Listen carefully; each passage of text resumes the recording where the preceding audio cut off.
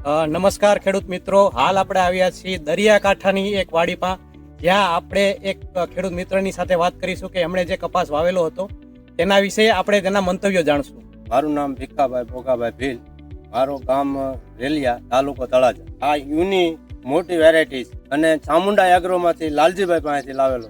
તમે આટલા વર્ષોમાં કપાસ પહેલા કરતા હતા, એમાં અને અત્યારે જે તમે આ યુની જોરદાર આપણે કપાસનું વાવેતર કર્યું છે, એમાં તમને શું તફાવત દેખાવા મળે? આમાં મને તફાવત વધારે દેખાય છે કે વધારે ફાલ છે અને વધારે ફૂટેલો છે. બરાબર, વધારે ફાલ ફૂટ વધારે દેખાય છે, નીચેથી તમને ફૂટમાં વધારે સારું દેખાય છે. તો શરૂઆત સુકારાનો કેવો તમને આમ પ્રશ્ન ક્યાંય દેખાય છે? નહીં, હજી સુકારો પણ હજી સુધી કઈ દેખાતો નથી.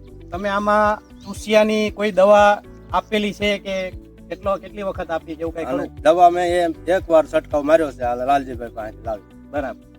તો જોઈ શકો છો ખેડૂત મિત્રો કે આપણે જે અત્યારે ઊભા છીએ એ એક્ઝેક્ટ આપણા દરિયાકાંઠાની છેલ્લી વાડી છે. પાછળ જે દેખાય છે એનો શેઢોરિયો, ત્યાંથી દરિયો ચાલુ થઈ જાય છે. તો પણ આપણી જે યુની જોરદારની વેરાયટી છે એમાં ખેડૂતભાઈનું કેવું છે તે પ્રમાણે નવી નીચેથી સારી ફૂટ છે અને ઢીંડવાની જે બેઠક છે તે પણ સારી જોવા મળે છે.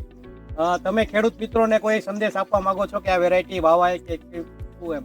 હા, બધા ખેડૂતોને હું કહેવા માંગુ છું કે આ વેરાયટી વવાય. ધન્યવાદ.